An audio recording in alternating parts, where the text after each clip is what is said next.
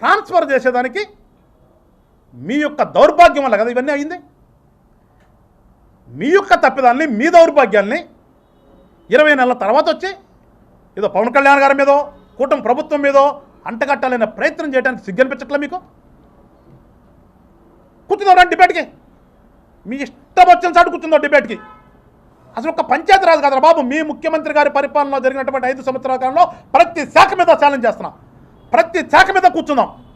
ఏ ఒక్క శాఖలైనా మీకు 10 మార్కులు వస్తే, ఒక్క 10 మార్కులు వస్తే ఏ శాఖలైనా సరే రాజకీయాల నుంచి వెళ్ళిపోతాం మేము. మీరు ఛాలెంజ్ స్వీకరించగలుగుతారా? మీరు అసలు కూర్చున్న దమ్ముందా మీకు డిబేట్కి? మీ 5 సంవత్సరాల పరిపాలన మీద కూర్చునేటటువంటి దమ్ము, ధైర్యం. చెప్తారు కదా సింహం సింగులు, మాట తప్ప మడం తిప్పని. ఇవన్నీ కనుక మీకు నిజమని మీరు భావిస్తే ధైర్యం చేయగలుగుతారా మీరు?